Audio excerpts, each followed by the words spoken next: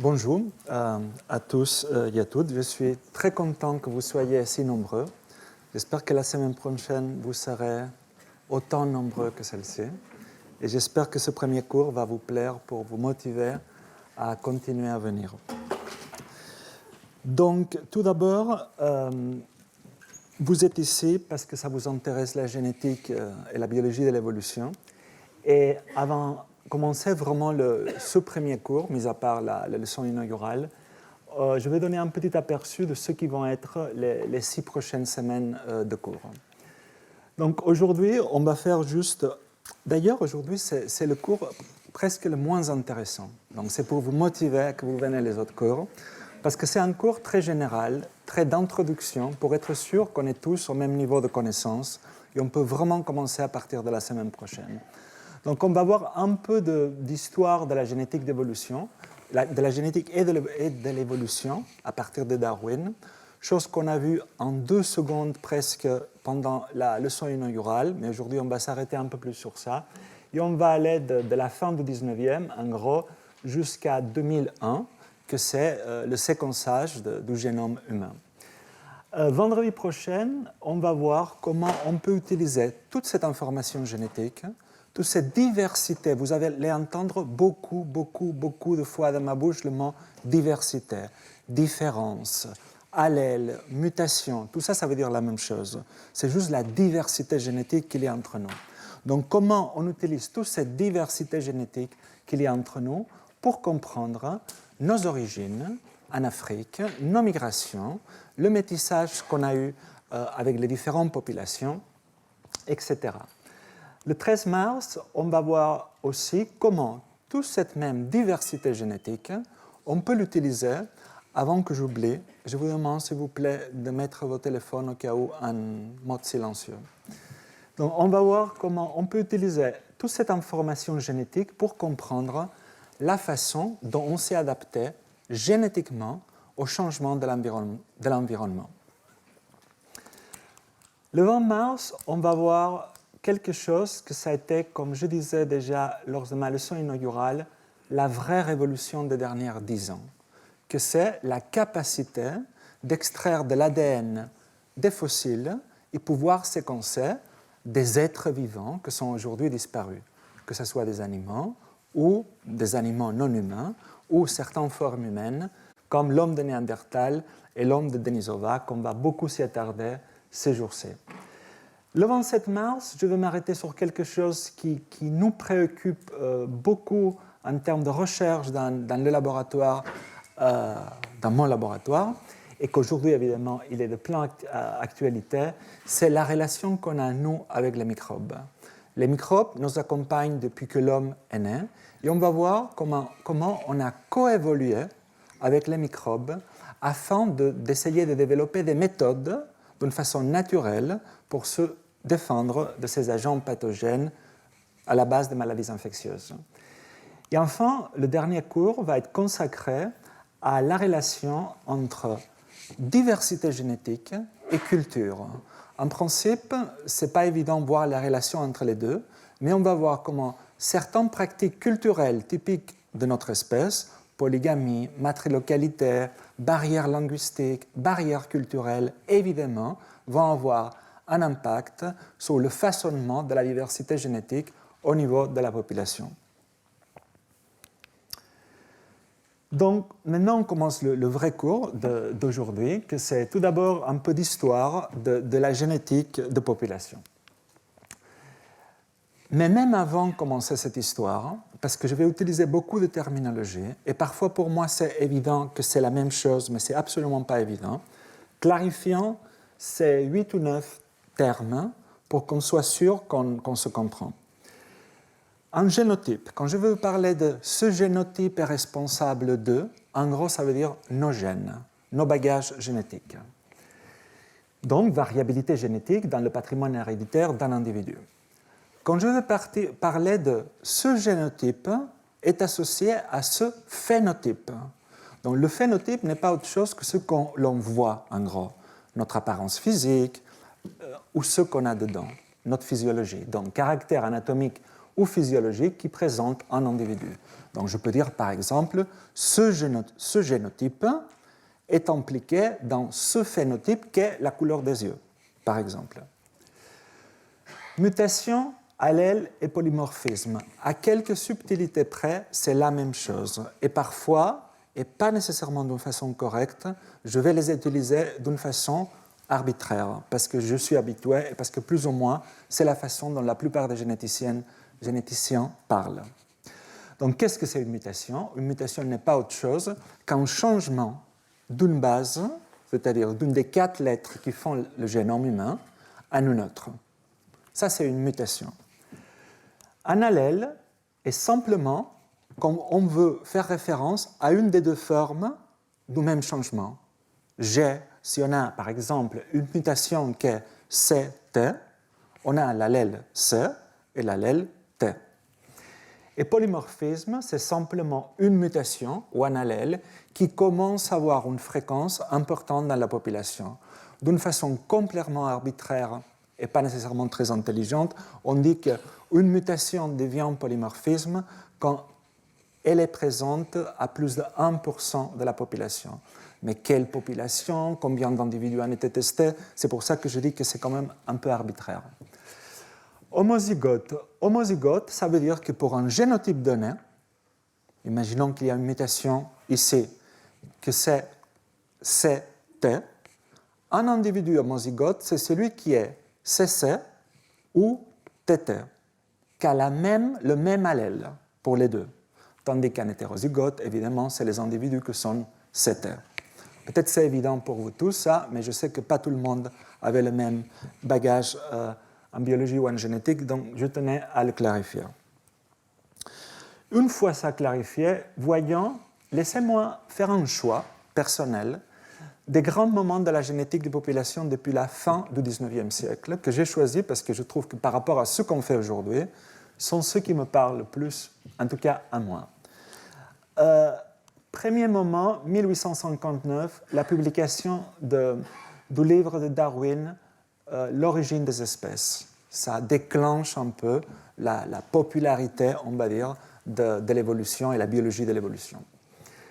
Pas longtemps après, n'oublions pas que la génétique de population, que c'est cette chaire s'appelle Génomique humaine et évolution, mais presque d'une façon synonyme, on pourrait dire génétique de population.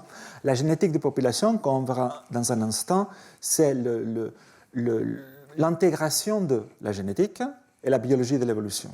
Donc, en 1866, c'est la publication des travaux de Mendel que c'est le père fondateur de la génétique.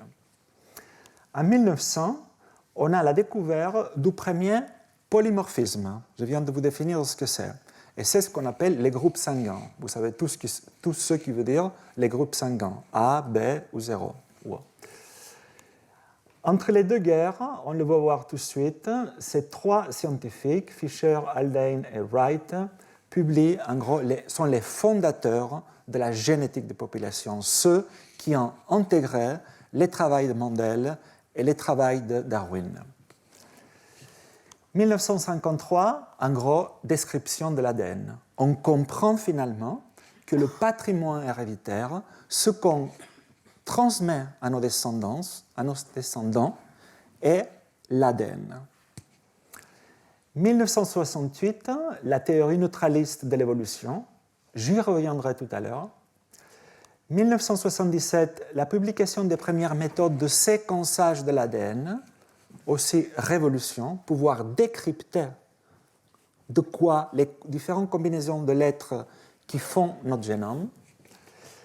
Le premier génome qui a été séquencé, c'est en 1981, et ce n'est pas ce qu'on appelle le génome humain, c'est une petite génome qu'on a nous aussi. On a tout notre génome, avec tous nos chromosomes, mais il y a un petit génome indépendant, qui s'appelle l'ADN mitochondrial, qui est très très petit, et qui n'est hérité que par la voie maternelle. Donc nous tous ici avons hérité la moitié de nos chromosomes du génome de notre père, l'autre moitié de notre mère, mais aussi, nous tous ici, on a hérité une petite génome qui s'appelle l'ADN mitochondrial que de nos mères et de nos grands-mères maternelles, etc. 1984, les premières études à niveau de l'ADN qui montrent que l'homme et le chimpanzé partagent un ancêtre commun. 1987, la première preuve formelle basée sur la génétique que l'homme s'est originé en Afrique. 1988, on lance le projet Génome humain. On veut, la communauté scientifique, séquencer le génome humain. Et 1997, c'est le premier morceau d'ADN séquencé de Néandertal, en l'occurrence l'ADN mitochondrial de Néandertal.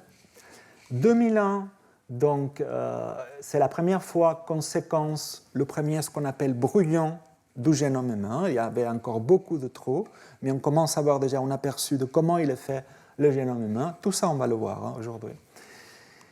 2006, déjà, on a une mégabase, parce que c'est beaucoup de nucléotides, de séquences du génome, pas de l'ADN mitochondrial, de l'homme de Néandertal. 2010, on découvre, grâce à la génétique, une nouvelle espèce, l'homme de Denisova, qui habitait en Asie. On va le voir dans un des prochains cours. Et enfin, 2010, la première phase du projet 1000 génomes est publiée. Ça veut dire quoi? Que ça avait été annoncé en grande pompe quand le génome humain avait été séquencé, mais en gros, en l'essentiel, c'était un génome. Donc ça ne faisait pas appel à ce qui nous intéresse le plus, que c'est la diversité des génomes. On n'est pas des clones, tout ceci. Donc ce projet a réussi, pour la première fois, à publier 1000 génomes provenant de beaucoup de populations différentes du monde qu'on va voir. Donc revenons à la vraie histoire de la génétique des populations. Donc la génétique des populations fait appel, comme je vous disais, à deux grandes disciplines qui ont été fondées séparément. D'un côté, nous avons l'évolution, avec Charles Darwin, qui fut le premier à dire que tous les individus vivant sur Terre trouvent leur origine dans un ancêtre commun et que les différences de chacune des espèces peuplant la Terre ont été acquises par sélection naturelle. Darwin défendait l'idée que la sélection naturelle est à la base du changement, de l'adaptation au milieu et de la spéciation. Cette théorie est basée sur un grand nombre d'observations qu'il avait faites lors de ses différents voyages, qui étaient basées sur l'anatomie comparée, la biogéographie, l'embryologie et l'élevage animal. Même si Darwin ne connaissait pas la génétique, les principaux postulats de sa théorie étaient les suivants.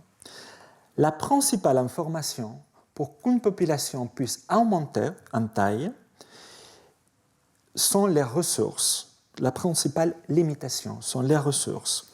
Ainsi, il y aura une compétition entre individus et ou espèces pour leurs ressources, comme la nourriture par exemple, et ces ressources limiteront leur capacité de survivre et de se reproduire. Chaque fois que je vais dire de survivre et de se reproduire, ça s'appelle la fitness en génétique de population. Quand je dis cette mutation augmente la fitness, ça veut dire cette mutation est associée avec une probabilité accrue de se reproduire et de survivre. Le deuxième postulat de la théorie de Darwin était qu'il y a des différences entre individus. Et ces différences sont transmises, il ne savait pas comment encore, parce qu'il n'était pas au courant de la génétique, vous allez voir pourquoi, mais il postulait que ces différences sont transmises à la descendance et que ce sont ces différences qui affectent la capacité des individus à mieux survivre. Et enfin, il disait qu'au cours du temps, la sélection naturelle va faire que la population va graduellement changer et les individus les plus aptes seront de plus en plus nombreux. C'est en gros la base de la théorie de la sélection naturelle. Cette théorie, qui fut révolutionnaire à l'époque, marqua le début de la pensée évolutionniste. Même si son contemporain, Alfred Russel Wallace, avait découvert plus ou moins la même chose, et à la fin, même Darwin et Wallace vont publier un article ensemble en 1858. Mais en parallèle, et d'une façon complètement indépendante, on a les débuts de la génétique avec Gregor Mendel. Donc, Gregor Mendel était une moine qui mena des milliers d'expériences sur des petits pois, des couleurs différentes, qu'il croisait et observa la façon dont les traits de ces petits pois, c'est-à-dire la couleur des petits pois, se distribuaient dans la descendance. Il montra que les facteurs dits héritables, qu'à l'époque ne s'appelaient pas encore gènes, se transmettent de génération en génération de manière prédictible, découvrant ainsi ce qu'on appelle aujourd'hui les lois de Mendel, qui sont toujours en vigueur. À différence de Darwin, qui connut un succès étourdissant, le travail de Mendel ne fut pas vraiment apprécié par ses contemporains, et comme je disais lors de ma leçon inaugurale, Darwin ne lut jamais les travaux de Mendel. Donc la réconciliation entre mendélisme d'un côté et darwinisme de l'autre côté se fait avec ces trois scientifiques en grande partie pendant les deux guerres. Ronald Fisher, Sewell Wright et John Haldane, qui sont les trois de l'école de biométriciens britannique de Francis Galton. Fisher est connu, on va aller un peu plus loin maintenant, Fisher est connu pour son travail en génétique quantitative, c'est-à-dire une discipline qui est en essor aujourd'hui à nouveau, avec l'étude des bases génétiques des maladies complexes. Cette discipline s'occupe de l'étude statistique des phénotypes continus. Ça veut dire quoi? Un phénotype continu, ce n'est pas un phénotype noir ou blanc, c'est un phénotype qui est continu, comme la taille. La taille montre une distribution continue dans la population. Et faisait l'hypothèse, dans Fisher, que différents gènes qui vont se transmettre quant à eux par les lois de Mendel participent à la variabilité du trait sous étude. Une des contributions plus importantes de Fisher a été celle de son livre The Genetical Theory of Natural Selection, où il propose que l'évolution se fait par sélection naturelle des mutations génétiques. Il propose que les mutations qui ont un grand effet phénotypique, par exemple celles-là, des mutations qui ont un fort effet sur le phénotype, ont plus de chances de diminuer la fitness des individus. Tandis que les mutations qui ont des effets plus subtils, plus de petits effets, ont 50% de chances d'augmenter la fitness des individus et ainsi être ciblées par la sélection darwinienne positive. Ça veut dire quoi? Augmenter en fréquence dans la population. L'évolution se ferait donc d'une façon graduelle par plusieurs mutations telles que Darwin l'avait prédit. Quant à Sewell Wright, il est surtout connu pour deux concepts. Le concept de paysage adaptatif et le concept de dérive génétique. Le paysage adaptatif est un outil utilisé en biologie évolutive pour visualiser les relations entre des génotypes, c'est-à-dire les mutations, et le succès reproductif, c'est-à-dire la fitness. Le paysage adaptatif est une représentation de la fitness d'un organisme, d'espèce ou de population, sous forme d'une carte, comme vous voyez ici, topographique. Cette fitness ou valeur sélective est une mesure relative de la survie de la reproduction. On peut voir ici, par exemple, que les organismes ou populations peuvent bouger à travers ce paysage adaptatif. Ce serait donc la dérive génétique qui permet, je reviendrai tout à l'heure à la définition de dérive génétique parce que c'est majeur en génétique de population.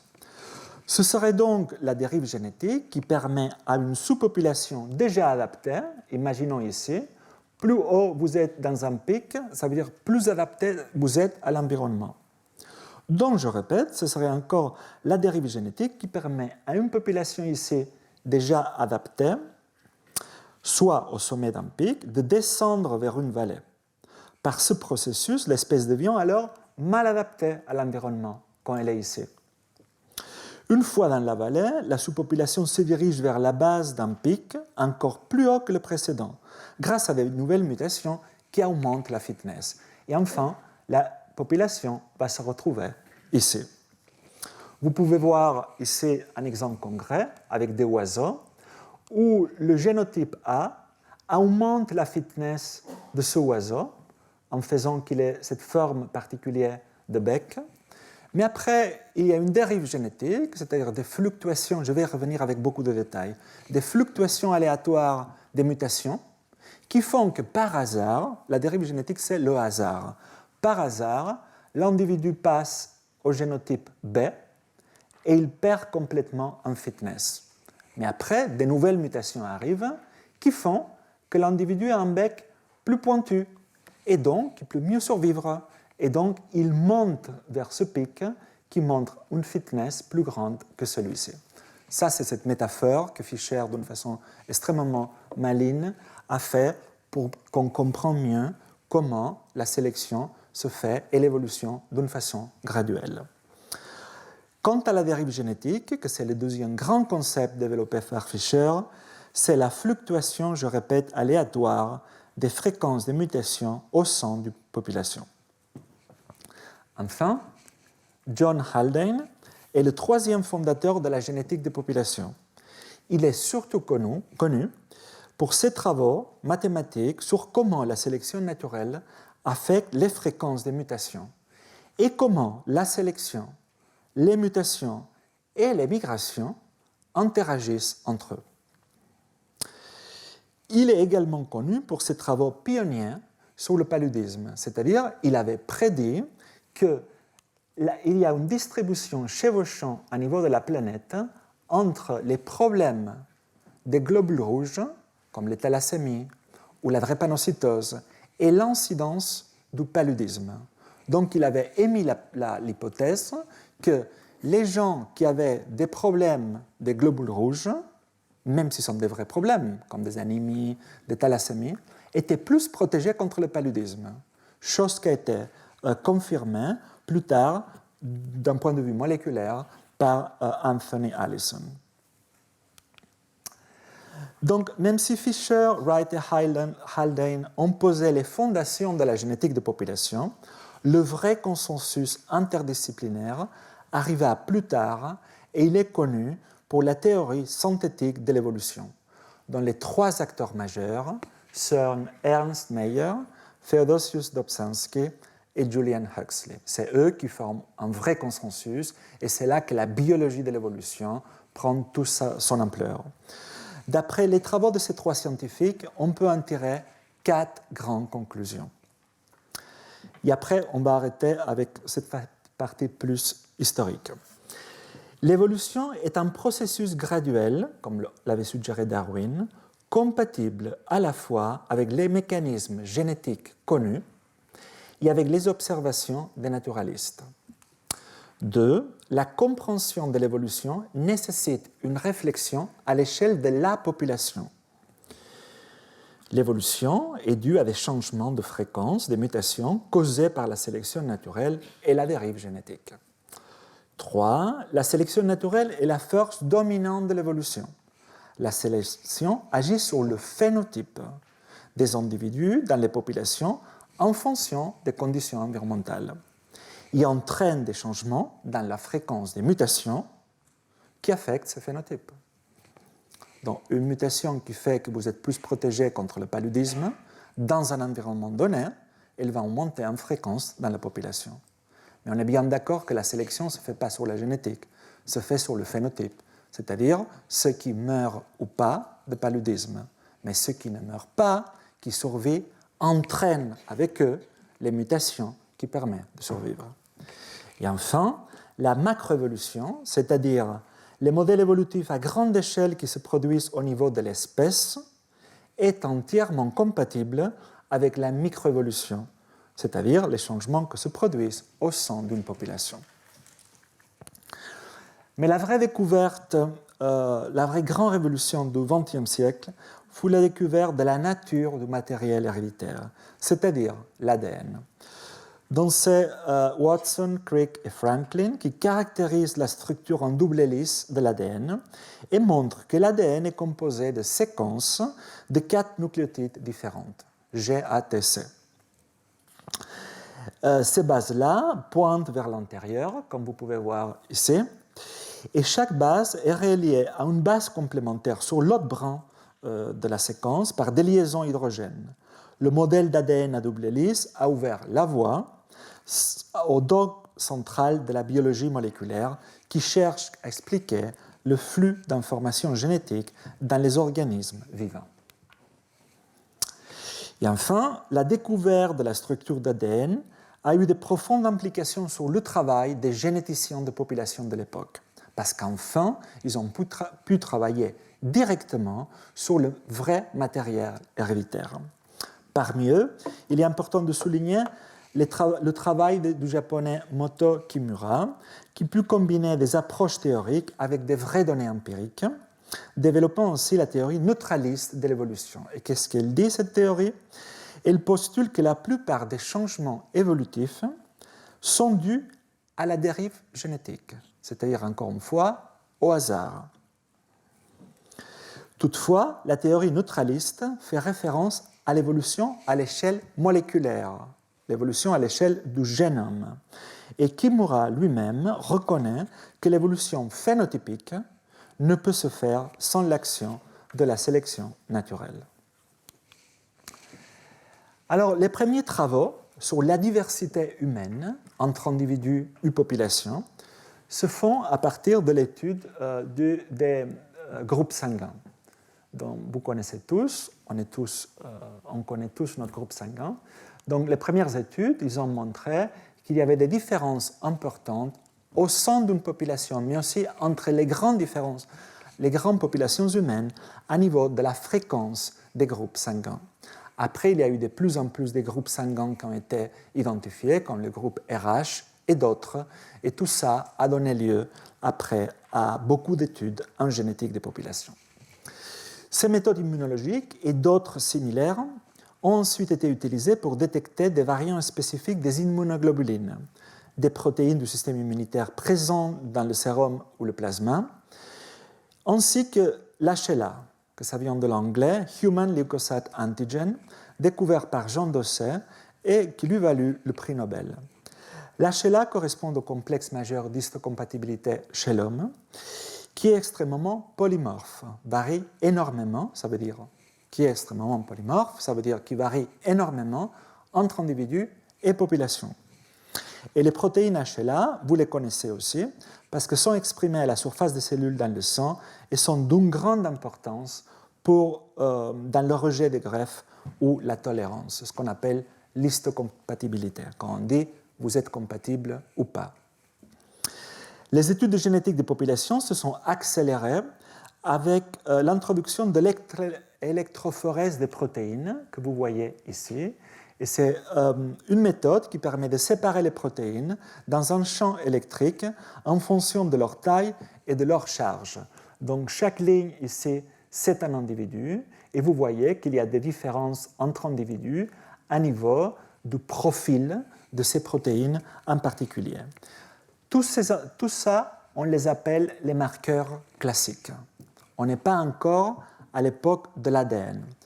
Alors, les marqueurs classiques ont été étudiés pendant 30, 40, 50 ans, jusqu'à que le pionnier et un des pères de la génétique des populations modernes, que c'est Luca Cavalli-Sforza, a publié ce bouquin-là, L'histoire et la géographie des gènes humains, qui a mis ensemble 40, 50 ans de travail de plein de scientifiques différents qui travaillaient sur les groupes sanguins, sur l'HLA, sur les immunoglobulines, pour commencer à comprendre les grandes migrations humaines.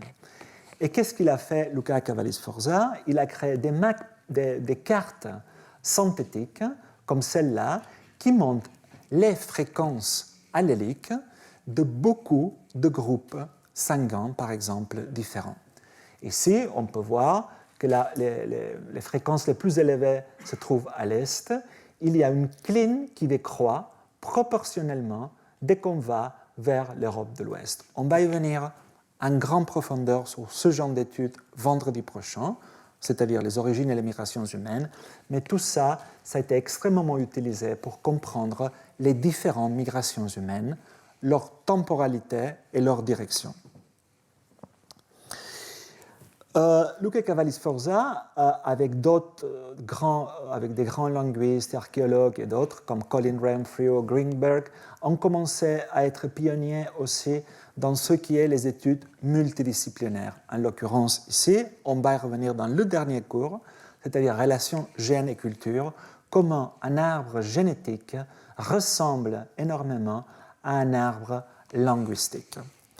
Donc, comme je vous disais, Luca Cavalli-Sforza et d'autres ont été pionniers dans essayer d'étudier l'histoire en majuscule, c'est-à-dire en intégrant différentes disciplines. Une discipline tout seule est toujours limitée pour quelque chose, évidemment, y compris la génétique. Par exemple, les différentes disciplines ont déjà des différentes profondeurs historiques auxquelles on peut aller. L'histoire nous amène à peine à plus de 2-3 000 ans. La linguistique historique, on sait que quand vous faites un arbre de différentes langues, si vous êtes extrêmement chanceux, au maximum, vous pouvez arriver à 8, 9, 10 000 ans. L'archéologie, elle va beaucoup plus en profondeur, plus d'1 million d'années, etc., etc. Et vous pouvez voir ici que la génétique, on peut aller très très très loin dans la profondeur historique. D'ailleurs, la problématique de la génétique jusqu'à il n'y a pas longtemps était l'inverse. C'était qu'on pouvait aller très loin, mais on avait plus de difficultés à mettre en évidence les choses très récentes. Mais ça, c'est résolu, on va y revenir. Donc, quelque part, tout ça pour souligner, déjà du début de tous mes cours, qu'il ne faut pas non plus, il ne faut pas sublimer la génétique comme évidemment comme seule façon de répondre à une même question, mais il ne faut pas non plus la diaboliser. Et ça, pas cette année, mais d'autres années, on va parler aussi de génétique, éthique, racisme et toutes les mauvaises utilisations de la génétique comme les mauvaises utilisations de n'importe quoi d'autre.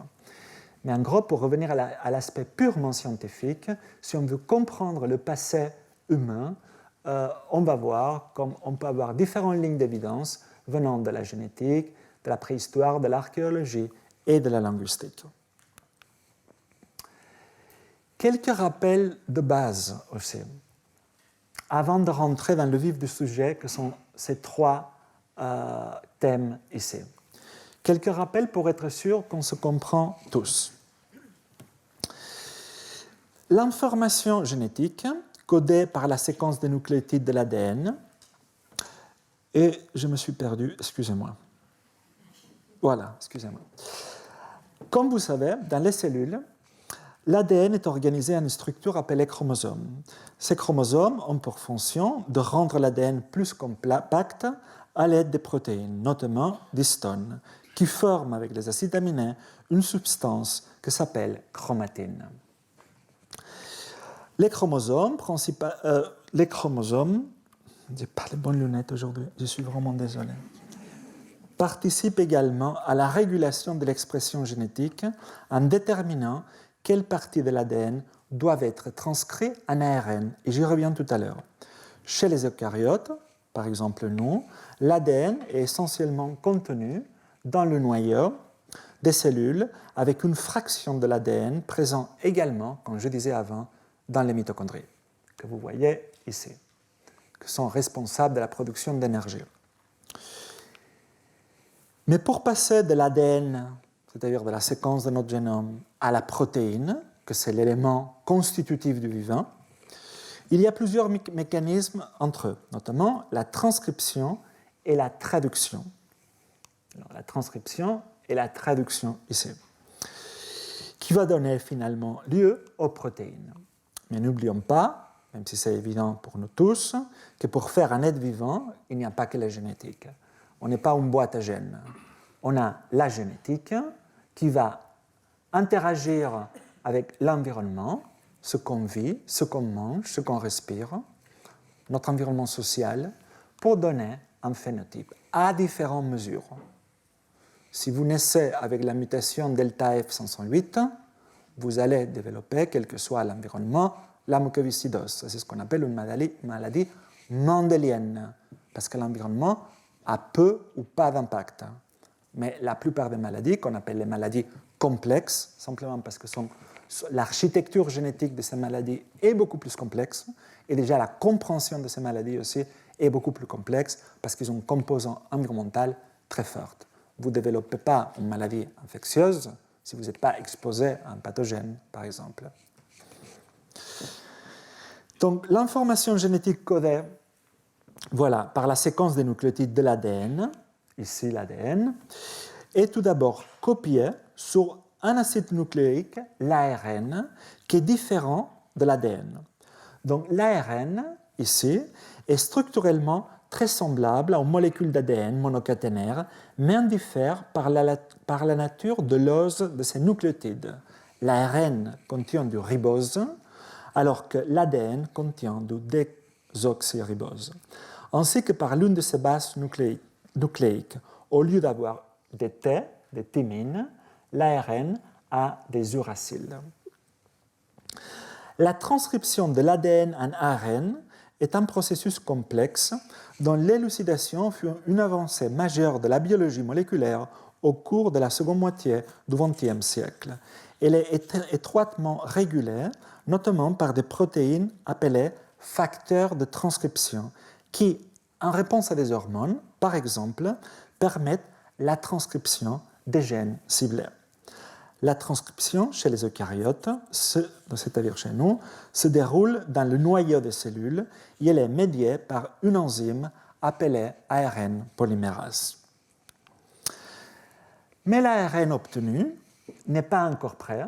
Vous le voyez ici, ça c'est le gène, il y a la transcription et vous avez un premier ARN qui n'est pas complètement prêt parce qu'il a encore des entrants, c'est-à-dire les gènes sont formés des exons, que c'est la partie qu'on appelle codon, qui va faire la protéine, mais il y a comme des interruptions dans les exons, des trous qui sont non codants, qui ne servent pas en principe, mais c'est beaucoup plus compliqué, à rien, que sont les entrons. Donc, quand je vous disais que ce n'est pas fini encore, parce qu'on a d'abord un ARN primaire qui va subir un autre mécanisme qui s'appelle l'épissage, qui n'est pas autre chose que se débarrasser de ces morceaux gris, les entrons, pour faire finalement un ARN mature qui va après se traduire en une vraie protéine. Alors cet épissage est intéressant parce que nous aide à se débarrasser des entrons, mais aussi est une source de diversité. Parce que pas tout le temps, on se débarrasse des entrons ou on utilise les exons de la même façon. Ici, vous avez l'ADN avec 5 exons et 4 entrons, en gris, les entrons. Et vous avez l'ARN messager primaire, et dépendant de comment l'épissage se va faire, ici, on peut avoir tous les exons, mais ici, on ne va pas utiliser l'exon pourtant codant, bleu. Et on va faire, comme vous pouvez voir, un ARN différent que celui-là, donc une protéine différente. Et ça s'appelle, ce mécanisme ici, de faire différents choix, l'épissage alternatif. Une autre source du mot-clé qu'on va utiliser beaucoup, que c'est diversité.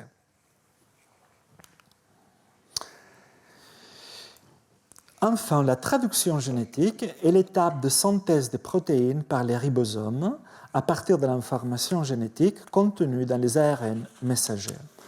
Le ribosome interprète l'information contenue dans l'ARN sous forme de codon ou triplet des nucléotides, 3 nucléotides, qu'il traduit en acides aminés qui sont assemblés un après l'autre pour faire une protéine.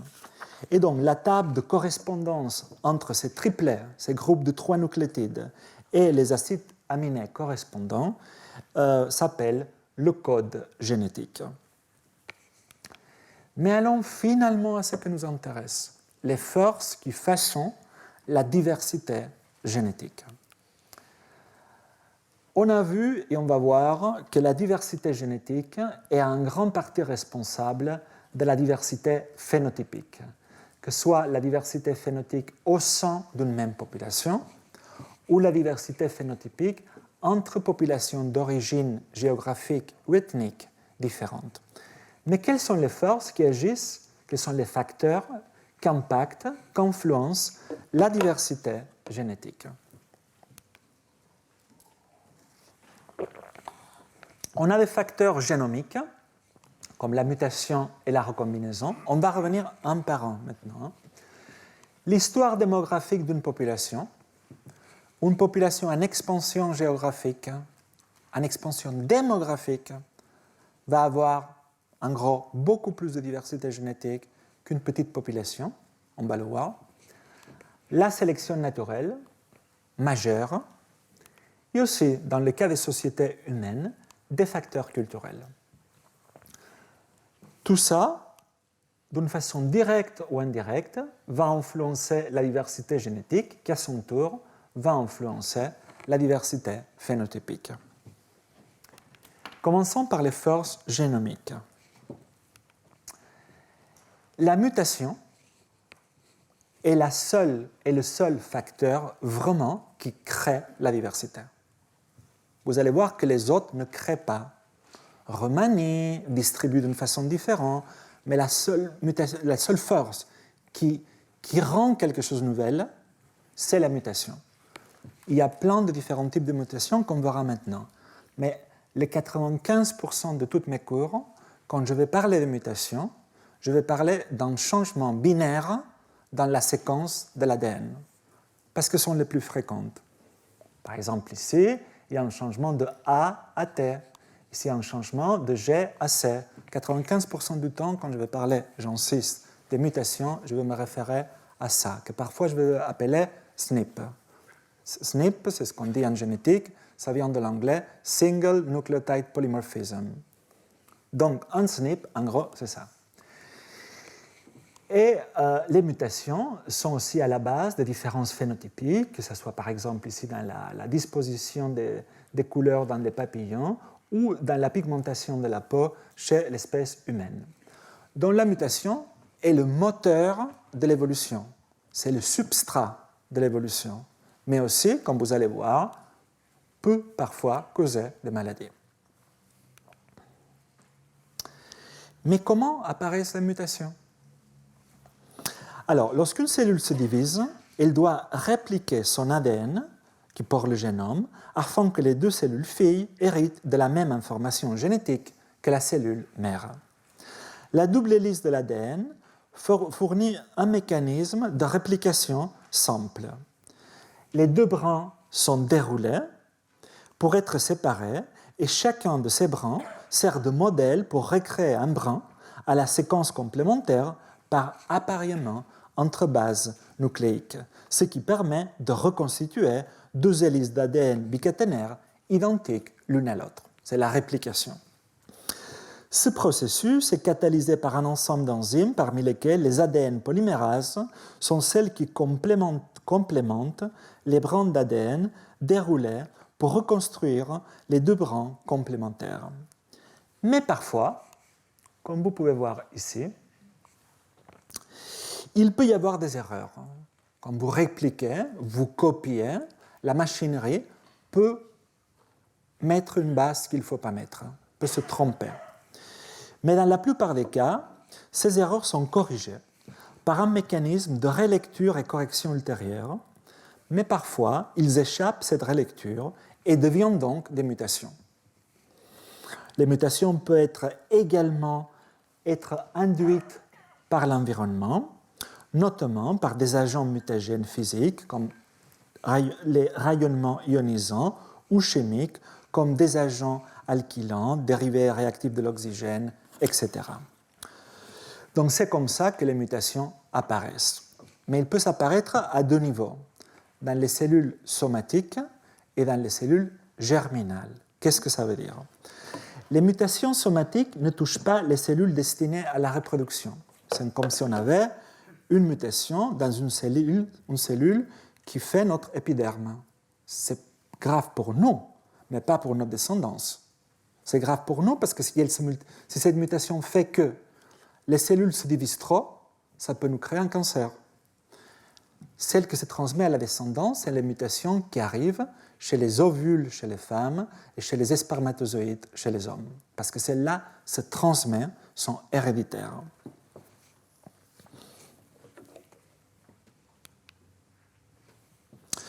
Dans les cas de mutation germinale, et ça c'est très important, il semblerait que les mutations apportées par les spermatozoïdes prédominent. Environ 80% des mutations chez les enfants proviendraient du matériel chromosomique apporté par les spermatozoïdes, et la proportion des spermatozoïdes anormaux serait corrélée à l'âge du parent mâle.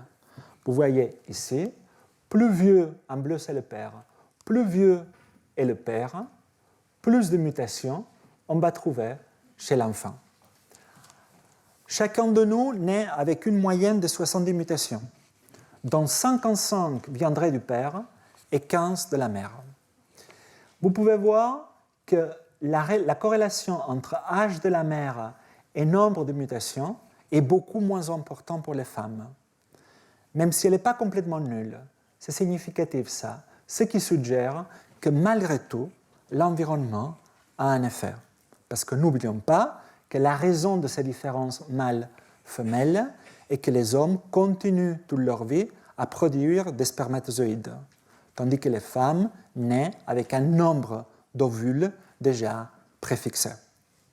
Malgré tout, l'âge de la femme influence pas beaucoup, mais un peu, ce qui veut dire que la vie aussi, le vécu, influence ce mécanisme.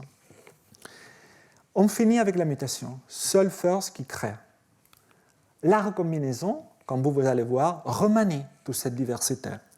Donc la recombinaison est un échange d'informations qui permet de créer des nouvelles combinaisons génétiques, donc des génomes nouveaux. La formation de nouvelles combinaisons génétiques assure le brassage génétique et le maintien de la diversité génétique dans une population. La recombinaison est donc l'un des processus essentiels de l'évolution des espèces. Chez les eucaryotes, elle se produit lors de la reproduction sexuelle grâce à la méiose, quand se forment les gamètes, spermatozoïdes et ovules. Vous pouvez voir ici deux chromosomes, paternels et maternels, qui vont se apparier, et ils vont échanger et donc du matériel génétique, et vous allez voir, et ça résulte avec des combinaisons génétiques différentes. La recombinaison varie tout au long du génome. Ce n'est pas que toute notre séquence, tout notre génome recombine de la même façon. En effet, on a ce qu'on appelle des points chauds et des points froids de recombinaison. Ça veut dire quoi? Si, prenons l'exemple d'un chromosome ici, ça c'est le chromosome, je ne peux pas lire, mais je pense que c'est écrit 12, et alors, peu importe, c'est un exemple, et ça c'est le taux de recombinaison. Donc vous voyez que le taux de recombinaison varie énormément dès que vous marchez sur le chromosome, avec des endroits qui ne sont pas de recombinaison, ça c'est où il y a les centromères, mais ici il y a très peu de recombinaison comme vous voyez, et des points chauds de recombinaison ici. On peut étudier la recombinaison de notre génome simplement en étudiant des centaines et des centaines de familles, où vous avez la mère, le père et l'enfant, et vous voyez à chaque génération quels sont les remaniements qui sont faits. Il y a d'autres méthodes qu'on ne va pas rentrer en détail aujourd'hui. On sait aussi qu'il y a des séquences spécifiques chez l'homme qui prédisent que là, il y aura une recombinaison. C'est ce que s'appelle les motifs qui prédisent un point chaud de recombinaison. Et ce que ça a été montré, c'est que les points chauds de recombinaison ne coïncident pas entre l'homme et le chimpanzé. La recombinaison aussi va faire qu'on a des blocs, s'il y a des points chauds et des points froids. Ça veut dire que si vous regardez notre génome, s'il y a des points froids, vous avez des blocs immenses qui sont toujours hérités en blocs. C'est ce qu'on s'appelle un bloc, ici. Et tandis que vous allez dans une autre partie du génome, et vous allez voir qu'il y a beaucoup de recombinaisons, dont le génome est divisé en petits blocs, parce qu'il y a beaucoup de remaniements. Mais l'histoire démographique, et de là l'intérêt d'étudier aussi l'histoire de notre espèce, va aussi influencer la longueur de ces blocs, ce qui a des implications importantes, qu'on va voir un autre jour, en génétique médicale. Pour la faire courte, les populations, on va dire classiques, en expansion démographique, la plupart des populations africaines, européennes et asiatiques, ont en général des blocs courts, parce que la recombinaison, ça fait longtemps, qui remanie le génome de ces populations.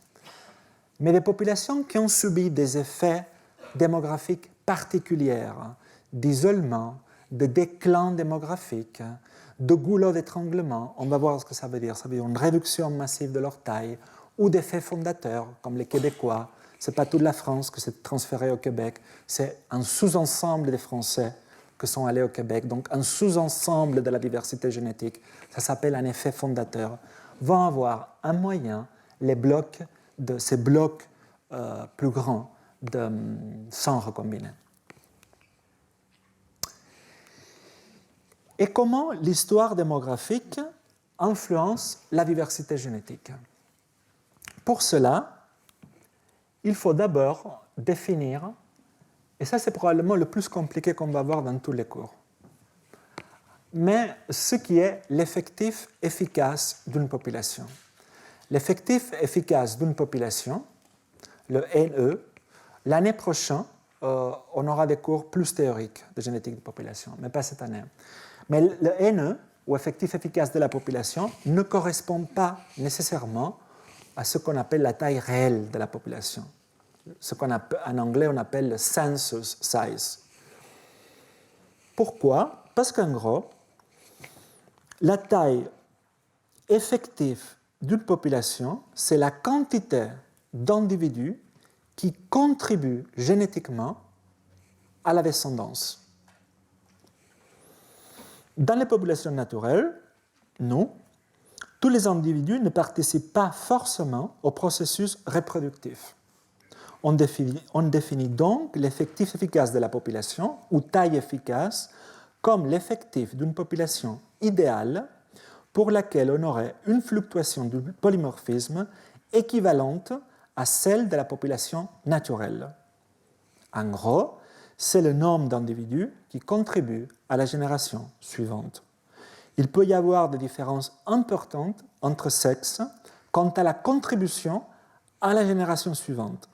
Certaines pratiques culturelles, comme la polygamie, peuvent donner lieu à une réduction massive de la taille efficace de la population, comme vous pouvez voir dans cet exemple.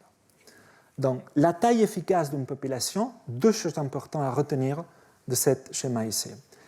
La taille efficace d'une population n'est pas constante le long de l'histoire, peut varier énormément dépendant de l'histoire de la population. De 1. Ici, vous avez un exemple où la taille réelle de la population, 1000, est la même que l'effectif efficace de la population, où vous avez 500 femmes et 500 hommes. Et ça veut dire quoi? Que tout le monde contribue d'une façon polymorphe aux générations suivantes. Mais ici, vous avez une taille réelle de la population pareille qu'ici, 1000 individus, mais, c'est un peu exagéré, mais où vous avez 10 mâles et 990 femelles, un cas hyper extrême de polygamie. Donc vous pouvez voir que l'effectif efficace va décroître massivement. Et vous pouvez dire, mais et alors? Et alors, vous allez voir que l'NE, ici, pas celui-là, mais le NE, l'effectif efficace d'une population, est un des facteurs qui influence le plus l'efficacité de la sélection naturelle. Un autre, notre capacité génétique de s'adapter, d'une part, et la façon dont on va purger les mutations délétères de la population, la façon dont on va s'en débarrasser par sélection purifiante. Donc, la dérive génétique. Je vous ai dit que la dérive génétique, c'est Fischer qui l'avait. C'est un des grands concepts de Fischer. Et qu'est-ce que c'est? Je vous ai dit tout le temps, c'est le hasard. Donc, ici, on a la génération 1, où on a différentes couleurs. Chaque couleur représente un type de polymorphisme. Et dans la génération 2, il y a celui-là se reproduit, celui se reproduit un peu plus, celui-là en fait un, celui-là, personne, le vert, personne, et les autres comme ça. Mais on continue de génération en génération. Et vous voyez que le bleu, il avait beaucoup de succès, mais à un certain moment, ça s'est éteint. Et le rouge, c'est celui qui s'est imposé dans la population, par dérive génétique. Ça, c'est dans un cas où il n'y a ni sélection, ni mutation nouvelle, ni migration. La dérive génétique. Et comme je vous disais avant, ça, c'est une population où l'effectif efficace est important, on va dire 100, et ça, c'est au cours des générations, les fluctuations de fréquence des mutations. Vous voyez qu'ils ne fluctuent pas beaucoup ici, plus ou moins, restent toutes à la même fréquence. Donc, ce n'est absolument pas ce que je vous montre ici. Parce qu'ici, il y a beaucoup de couleurs qui sont disparues, il n'y en a qu'un, le rouge, ça c'est un cas de forte dérive génétique, que vous pouvez voir ici. Si on fait une population avec une petite taille efficace, juste 10, vous pouvez voir que la fréquence des mutations fluctue énormément et certains disparaissent, comme le vert ou comme le rouge, augmentent énormément en fréquence. Dérive génétique faible, pas beaucoup de fluctuations, dérive génétique forte. J'espère que c'est clair. Donc, je vous disais que des événements particuliers de l'histoire des populations peuvent faire qu'on a une perte de diversité génétique. Un goulot d'étranglement, ça c'est le passé et ça c'est le présent. Un goulot d'étranglement, c'est une population qui était très riche en diversité génétique avant, mais pour une question d'une guerre, une épidémie ou des autres événements malheureux de l'histoire de l'homme, il y a un goulot d'étranglement et donc la diversité génétique se réduit. Et donc aujourd'hui, cette population a que du jaune et du rouge, en l'occurrence ici. Un effet fondateur, c'est ça.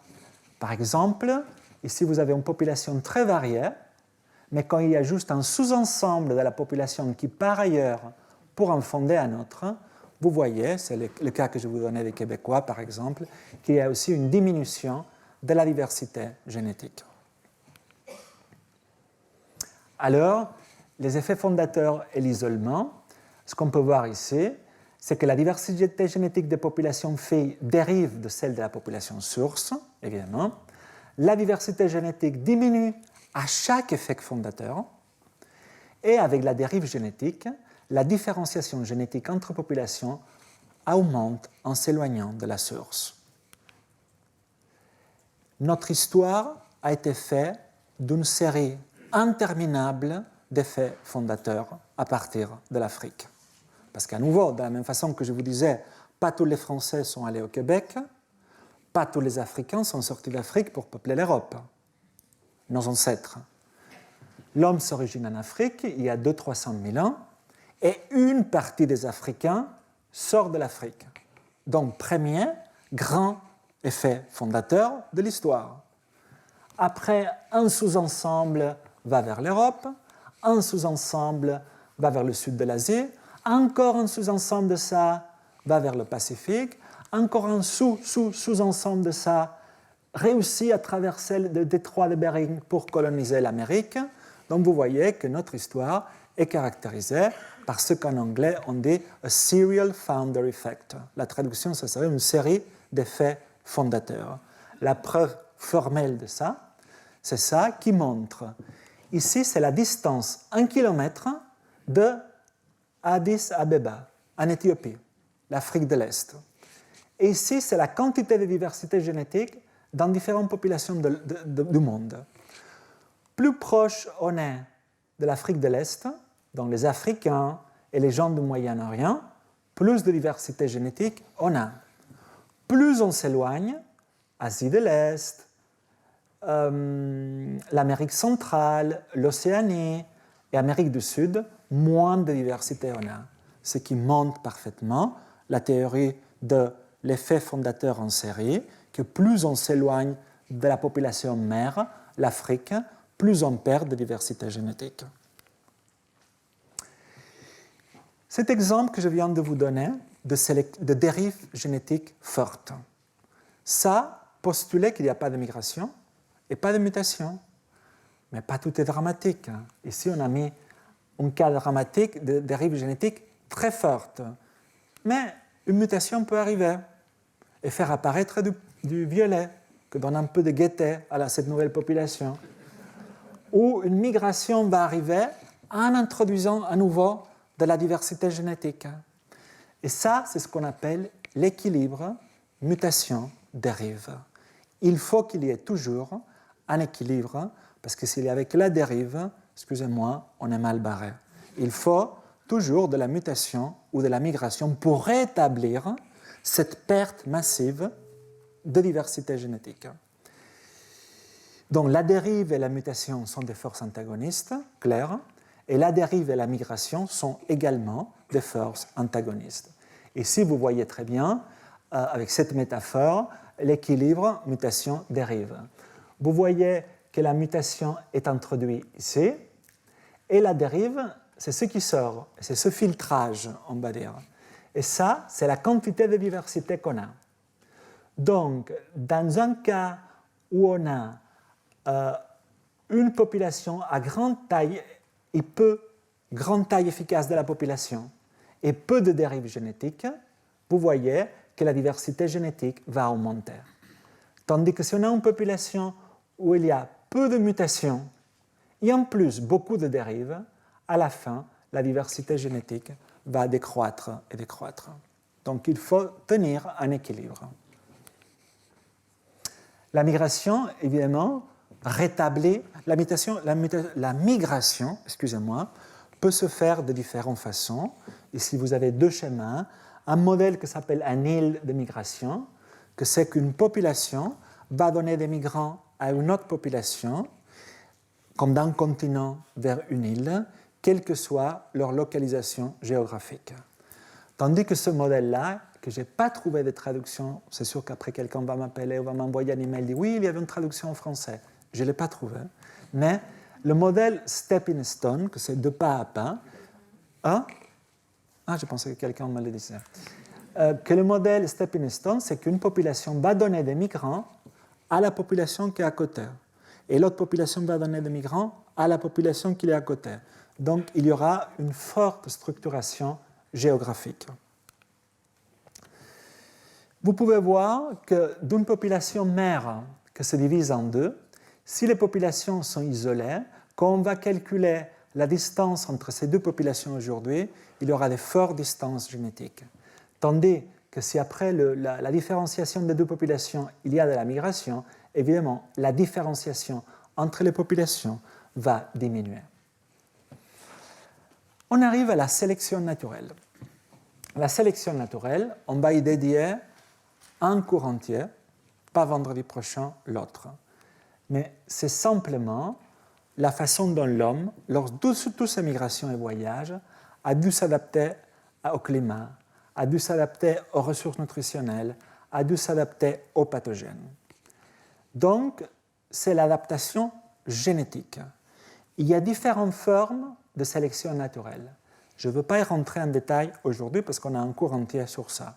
Mais c'est juste pour vous dire que la sélection naturelle influence également la distribution de la diversité génétique. On a la purifiante, celle qui se débarrasse des allèles délétères, la positive, celle qui va favoriser que l'allèle rouge augmente en fréquence parce qu'elle protège contre une maladie donnée. Et donc, elle est la base de l'adaptation biologique au milieu. Et enfin, attention, les effets de la sélection miment ceux de la démographie. Donc, quand on veut détecter la sélection naturelle sur le génome, il faut bien étudier aussi l'histoire démographique de la population pour corriger ces effets. On va le voir, ça. Facteurs culturels. Comment le facteur culturel peut influencer le façonnement de la diversité génétique? Exemple, des régimes alimentaires particuliers, des expositions particulières aux pathogènes vont influencer la sélection naturelle, donc éventuellement la diversité génétique. Des barrières linguistiques. Les hommes et les femmes, historiquement, se sont mariés presque toujours avec des gens qui parlaient la même langue. C'est pour ça qu'il y a des barrières linguistiques qui correspondent à peu près à des barrières génétiques. On le verra ça dans le dernier cours. Le système de caste en Inde, par exemple, plein de sociétés qui fait qu'il y a une séparation sociale et génétique. Et plein d'autres choses comme la consanguinité culturelle. C'est bien que vous vous mariez avec votre cousin, ou dans d'autres populations, c'est pas bien. La matrilocalité ou la patrilocalité, c'est-à-dire une fois deux personnes se marient, qui va vivre à l'endroit de l'autre. Ici, vous avez un exemple de patrilocalité où vous voyez que tous les hommes sont pareils parce qu'ils ne bougent pas de son village, mais les femmes sont différentes parce qu'ils viennent d'autres villages. Ça, c'est la patrilocalité.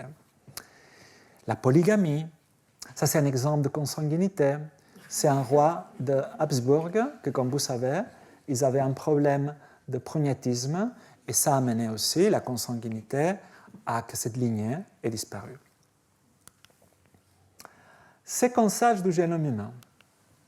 Alors, la grande révolution, chaque fois je dis que c'est une révolution, donc il y en a eu plusieurs au XXe siècle, mais une grande révolution était l'arrivée de pouvoir décrypter ce qu'il y avait écrit dans notre génome en 2001. Ça coûtait 3 milliards de dollars. Aujourd'hui, ça coûte 500 €. Juste, ça c'est 2000 ans, 19 ans après. Ce que c'est drôle, c'est que ça coûtait 3 milliards de dollars pour séquencer 3 milliards de nucléotides, parce que c'est ce qui fait le génome humain. Donc, qu'est-ce qu'on a appris? On a appris que le génome humain fait 3 milliards 200 millions de nucléotides, qu'évidemment, on a 2 copies, ça on le savait, dans chaque cellule, la partie qui vient de la mère et la partie qui vient du père, que sont disposées en 23 paires de chromosomes. Mais aussi, je vous disais que dans le noyau, on a notre génome, mais dans le cytoplasme de nos cellules, on a ces organelles qui s'appellent mitochondries, dont leur fonction est produire de l'énergie.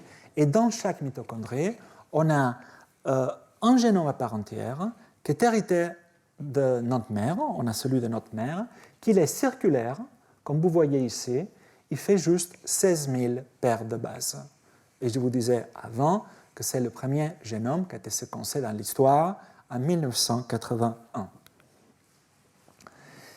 On a différents types de polymorphismes. Je vous ai dit que les 95% du temps, je ne parlerai que du SNP. Les SNP sont des changements de 2 bases, de C à T, de A à G, que vous voyez ici. Des substitutions d'une base de C à T ou de G à A. Ça s'appelle des transitions. Les transversions sont C, A, I, G, T, par exemple, peu importe. Mais tout ça, il y a différents types de polymorphismes qu'on peut subdiviser en gros par rapport à l'échelle à laquelle ils sont localisés, l'échelle de la magnitude de ces polymorphismes. Ce sont des petits polymorphismes qui sont les plus fréquents dans le génome. Donc, les fameux SNP que vous voyez ici, des petites insertions de quelques bases ou des délétions, des petits morceaux de 3-4 bases qui partent dans des erreurs de réplication. Les microsatellites sont des répétitions ici sont des trinucléotides, ATG, ATG, ATG, ATG, ATG, 10 fois, 11 fois, 12 fois, 13 fois. Ça, c'est un polymorphisme, parce que ça change entre nous.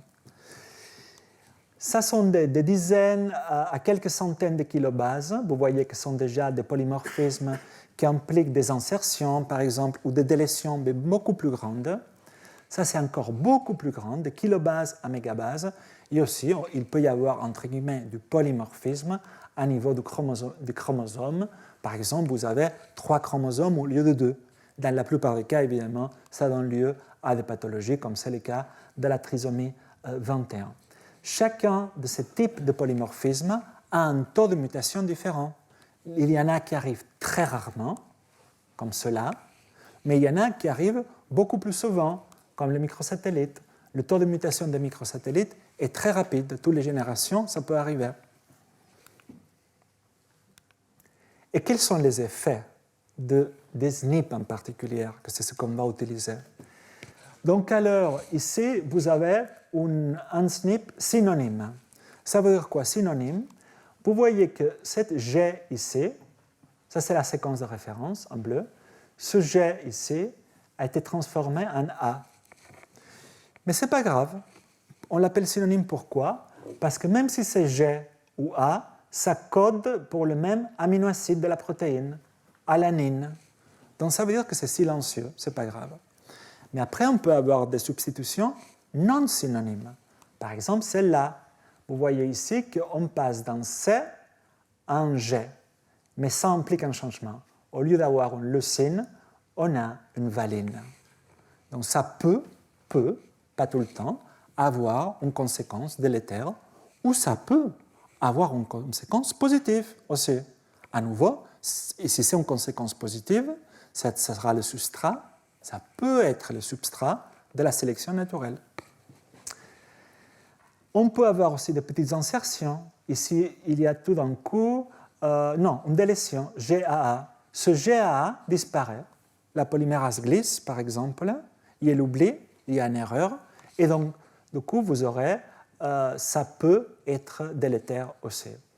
Et si vous avez juste une insertion, vous avez un G de plus, attendez, ici, au lieu d'un C, on met un autre G, et donc vous décalez complètement toute la phase de lecture. Et pas seulement vous commencez à mettre des nouveaux aminoacides, donc changeant la protéine, mais vous la faites terminer avant. Parce qu'il y a certaines combinaisons qu'au lieu d'appeler un aminoacide, ça veut dire on s'arrête. Et ça sont d'autres types de polymorphismes, mais pas dans les régions codantes, comme je vous disais avant, sont dans les régions régulatrices. Ça veut dire quoi? Les régions régulatrices sont les promoteurs du gène ou des promoteurs distals qu'on appelle en anglais énonceurs. Et en gros, quand vous avez des mutations dans ces régions-là, vous ne changez pas la protéine, mais vous pouvez changer la quantité que vous allez produire. L'expression d'un gène n'est pas autre chose que la quantité de gènes. Vous pouvez en faire plus ou vous pouvez en faire moins.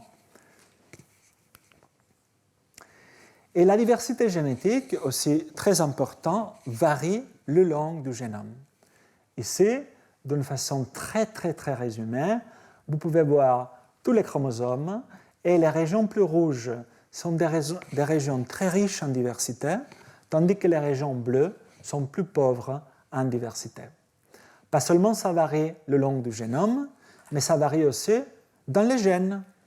Les exons, en moyenne, vous voyez ici, montrent moins de diversité que les introns, que sont les parties non codantes.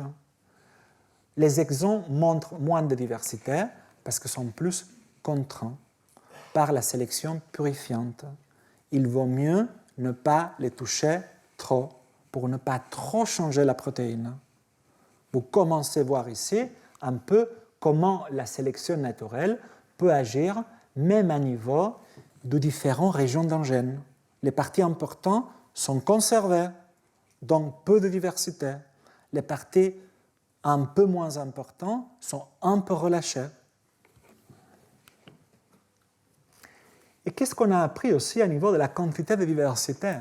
On a appris que notre espèce est une espèce très pauvre en diversité génétique par rapport à quelque chose.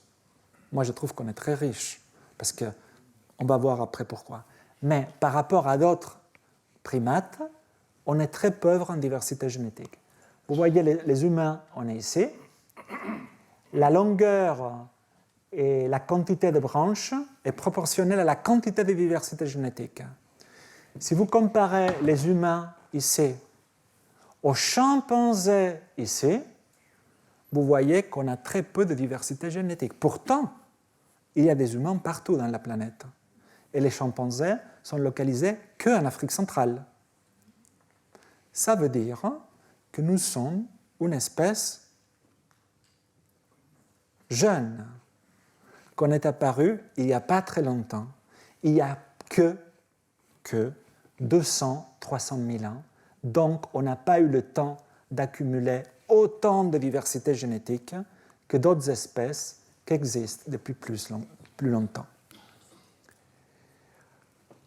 Aujourd'hui, qu'on a les séquences de plein de primates différents, on peut comparer tout notre génome avec le génome d'un chimpanzé, d'un babouin, d'un gorille, d'un orang-outan, calculer le nombre de différences qu'il y a entre nous, et comme plus ou moins, on y reviendra dans un autre cours, on connaît le taux de mutation, c'est-à-dire la quantité de mutations qu'on doit s'attendre, on peut calculer le temps que ça fait que nous nous sommes séparés. Et les dernières datations, vous les voyez ici, nous sommes là, nous, on s'est séparés du chimpanzé il y a entre 4,5 et 6 millions d'années. Du gorille, entre 6 et 8 millions d'années. Et d'autres primates comme l'orang-outan, il y a entre 12 et 16 millions d'années. Et finalement, je vous disais, pour ce dernier quart d'heure finir, que le plus important à la fin, c'est la diversité. Parce que là, on parlait d'un génome, juste. Mais il ne faut pas être généticien pour voir qu'ici, dans cette salle ou dans cette diapositive, il y a déjà des différences physiques. La couleur des cheveux varie entre nous, l'apparence physique. Donc, c'est pour cela qu'après 2001, qu'on avait la séquence de référence, il y a eu plusieurs consortiums internationaux qui avaient comme but de découvrir la diversité qu'il y a entre nous, la mesurer, la quantifier. Entre ces différents consortiums, c'est important de mettre en lumière 3. J'ai choisi. Le projet AppMap, que c'était dans ce cas-là un projet de génotypage. Ça veut dire quoi? Ils ont pris différents individus de différentes populations et au lieu de les séquencer avec ce qu'on appelle des puces de génotypage, sont simplement on va explorer, on va choisir nous 1 million de polymorphismes qu'on connaît nous déjà et on va voir comment ils varient entre populations. Mais ce n'est pas une séquence exhaustive du génome. On va interroger 1 million de polymorphismes, par exemple, parce que c'est déjà beaucoup. Et ils l'ont fait sur plusieurs. Au début, dans la phase 1 et la phase 2, ils le faisaient que sur une population africaine, une population européenne et 2 populations asiatiques. Et après, ils se sont étalés à plein d'autres populations du monde pour environ entre 1 et 3 millions de SNP. C'était le premier grand projet international pionnier pour découvrir la diversité génétique à des fins, d'une part, de génétique de population, mais aussi, d'autre part, de génétique médicale. Parce que ce n'est pas la même chose faire des études d'association avec des maladies chez des individus d'origine européenne que chez des individus d'origine africaine ou asiatique. Il faut tenir compte de leur diversité génétique.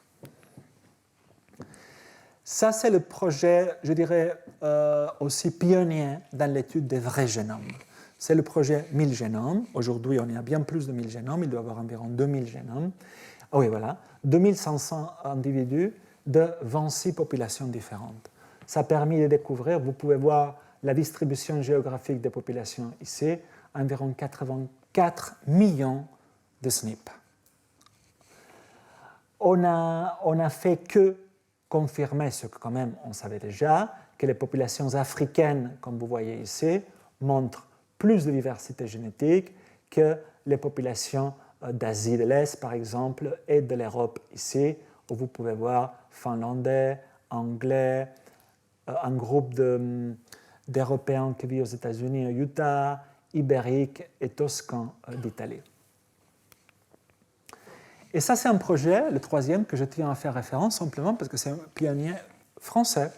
C'est un projet qui s'appelle, c'est une fondation de longue date, qui s'appelle la Fondation Jean Dosset, ou CEF, qui vient du Centre d'études du polymorphisme humain, que c'était presque pionnier avant les 1000 génomes. Et c'est environ 1000 individus de 54 populations différentes. Et grâce à ce projet de diversité génétique, on a beaucoup appris sur l'histoire de l'homme, l'émigration de l'homme et l'adaptation de l'homme à l'environnement, ce qu'on va voir vendredi prochain et l'autre. Ça, si je devais choisir un seul schéma important d'aujourd'hui, c'est celui-là, que j'aimerais vraiment qu'il reste dans la tête de nous tous. Et c'est quelle partie de la diversité génétique explique les différences interindividuelles, quel que soit notre background ethnique ou géographique, et quelle partie de la diversité génétique explique les différences entre populations humaines. Donc, quelle partie est interindividuelle et quelle partie est interpopulation. Ça se mesure, entre autres mesures, avec une mesure qu'on va voir un autre jour, que c'est FST. Peu importe. 0, ça veut dire qu'on est pareil. 1 veut dire qu'on est complètement différent. Et l'FST mesure la différence entre populations, tout en tenant compte de la différence interne entre individus. Et ce qu'on peut voir, c'est que chez l'espèce humaine, malgré qu'on est partout, la différence entre populations est très faible.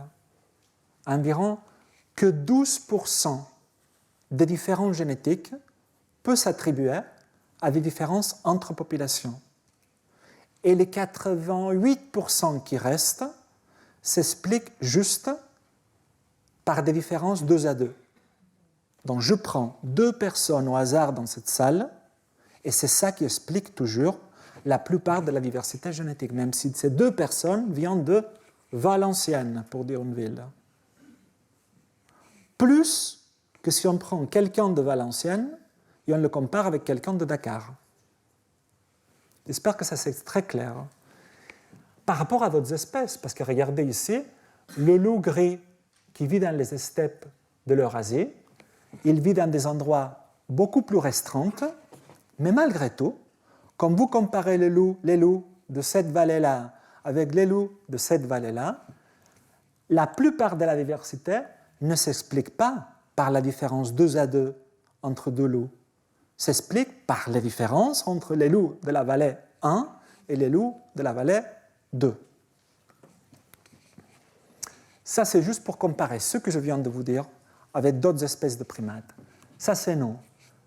En gros, pour la faire courte, entre 80 et 90% de notre variabilité est jaune. Ça veut dire différence 2 à 2, ce que je viens de vous expliquer. Par contre, chez les chimpanzés, c'est l'inverse. C'est presque comme les loups. Juste 28% de leur variabilité génétique s'explique 2 à 2, et la plupart de la diversité génétique s'explique par des différences entre populations. Ça veut dire qu'il y a eu beaucoup plus d'isolement entre les populations, probablement accompagné d'un grand déclin des populations et de beaucoup de dérives génétiques. Et ça, c'est pour vous montrer que le projet 1000 génomes nous a permis aussi de découvrir ce qu'on appelle les mutations privées. Les mutations qui sont privées d'un individu ou d'une population, qui sont spécifiques. Ici, vous avez le nombre de mutations singletons, ça veut dire qu'ils arrivent une fois, juste, chez un individu. Vous avez beaucoup plus de singletons chez les Africains que, ça sont les Africains, ça sont les Asiatiques du Sud, Indiens et compagnie, les Asiatiques de l'Est en vert, les Européens en différents tons de bleu et l'Amérique du Sud et centrale en rouge. Deuxième chose importante ici, vous pouvez voir que les mutations fréquentes, à une certaine fréquence dans la population, sont partagées par la plupart des populations. Tandis que les mutations rares tendent à être plus population spécifiques. Donc, qu'est-ce qu'on voit? Ça, c'est un génome. Pour résumer et un peu récapituler tout ce qu'on a dit aujourd'hui et être bien préparé pour vraiment commencer vendredi prochain, j'espère que je vais vous voir. Ça, c'est un génome. La plupart des mutations dans un génome sont neutres, bleues. Ça veut dire quoi ici? Ce sont des mutations qui ne changent pas beaucoup la protéine, ne changent pas beaucoup l'expression des gènes, et en tout cas, ne changent pas la fitness. C'est-à-dire, la plupart des mutations n'ont pas un impact sur notre capacité de survivre et de se reproduire. Et c'est l'étude de ces mutations neutres qui nous aide à comprendre notre histoire démographique, nos migrations. Ça, on le verra vendredi.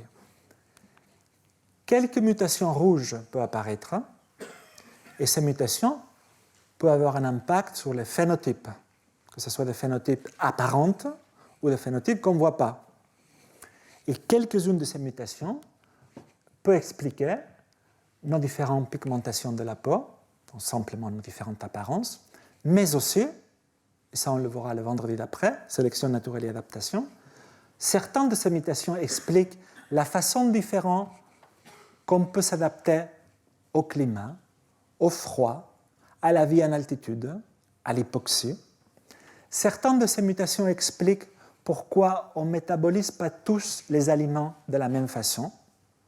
Et on va voir l'exemple classiquissime du lait, avec le gène de la lactase, mais beaucoup d'autres. Certaines de ces mutations aussi expliquent pourquoi on n'est pas tous égaux face au traitement thérapeutique. Et ça fait partie de la discipline que vous connaissez, que c'est la pharmacogénétique, c'est-à-dire dépendant de votre bagage génétique et aussi, évidemment, en grande partie de votre vécu, vous allez répondre mieux à ça qu'à ça. Et ça pose les bases de ce qu'on appelle la médecine personnalisée ou encore plus précisément la médecine de précision. Et enfin, une partie de ces mutations explique aussi pourquoi on n'est pas tous égaux face aux agents infectieux et aux maladies infectieuses. L'exemple que je donne toujours, c'est imaginez qu'on jette ici le bacille de la tuberculose et qu'on s'infecte tous. On est tous infectés par le bacille de la tuberculose. Et imaginez qu'on a tous le même âge. Et imaginez qu'on est tous du même sexe, parce que ça influe aussi. Que 10% d'entre nous va développer la maladie. Les 90% restants, d'une façon spontanée, va clairer la bactérie. Et c'est là qu'on fait appel à des mutations qui participent à ce qu'on appelle la susceptibilité des maladies complexes.